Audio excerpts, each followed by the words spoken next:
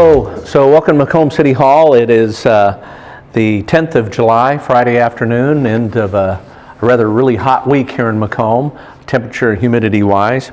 It's our McDonough County update as it relates to the COVID-19 pandemic. So we're here passing along information specifically from the McDonough County Health Department. And currently there are a total of 104 cases that have been reported as positive in McDonough County. Only 3 of those are still active. So out of those 104, obviously we had some fatalities. And again, our thoughts and prayers go out to those members of our community who were impacted by those deaths of folks from COVID-19 here in our local area. But the rest of those are now considered recovered. So again, 3 active cases. Some of the statewide numbers, though, continue to unfortunately trend upwards a bit.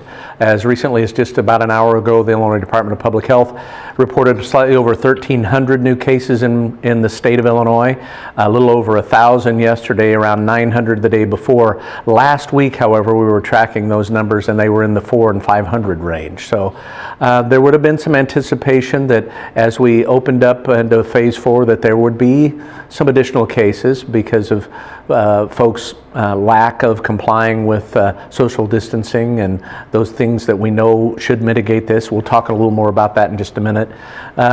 Not trying to issue an alarm bell here, but there is an understanding that there would be an increase in reported cases, but we got to be very careful about watching the numbers from here. So the least we need to do is maintain some of those social distancing things. And again, we'll talk about that more in just a minute. But the last thing we want to do is be like some of the other states and Texas, Florida, California, that are seeing exponential rises in their reported cases and unfortunately deaths. So again, as we continue to move through phase 4, let's talk about those. So social distancing and hand washing, very, very important, particularly as we engage in more activities outside with the weather.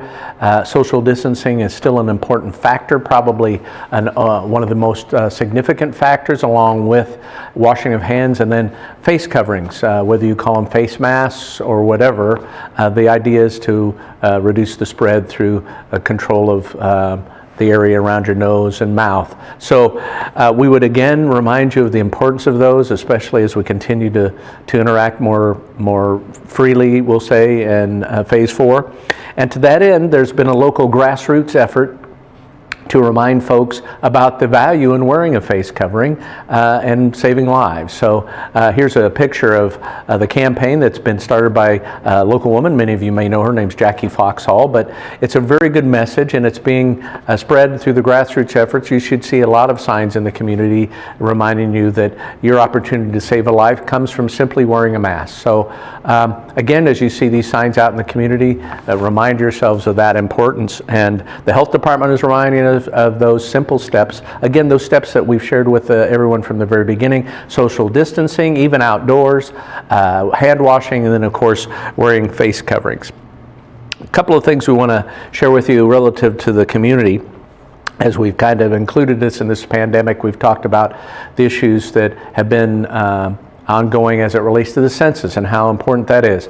The Complete Count Census Committee, that's a local city committee, along with the local branch the local branch of the NAACP, will be holding a socially distanced, all CDC compliant outdoor census gathering event at the Mount Calvary Church of God in Christ at the 1500 block of East Pierce Street tomorrow, Saturday, the 11th of July, from 11 in the morning till 3 in the afternoon.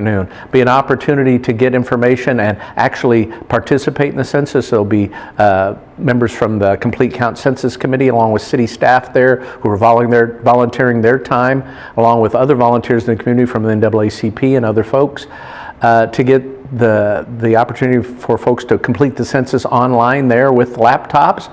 There'll be also a voter registration opportunity and an opportunity to share in some fellowship there as well. Again, social distancing will be embraced, all those CDC guidelines for proper handling of such events outside will be incorporated, and we look forward to seeing everyone up there that can make it. We encourage you to join us. I'll have an opportunity to be up there as well. And then we've also talked over the last several months about the city's citywide cleanup days, where it's, with some limitations, set all at the curbside, and our contract with Waste Management will see that gets taken away.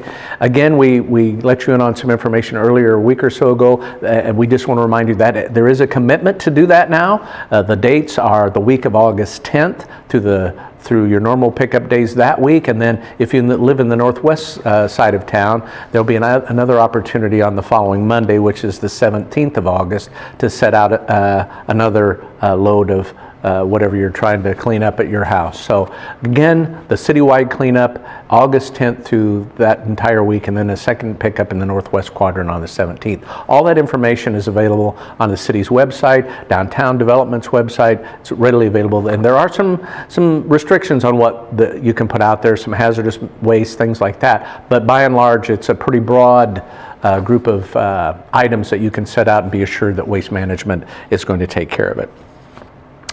So hot and humid weekend planned for us here in Macomb. It's fully into summer.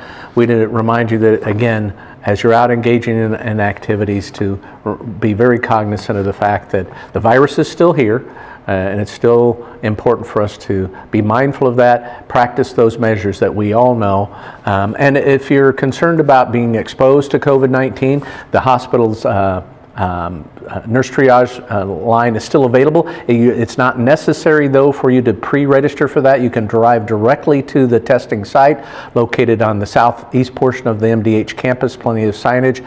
The number, though, that you can call is being displayed on your screen now, and also the hours of operation for the testing will be on your screen as well.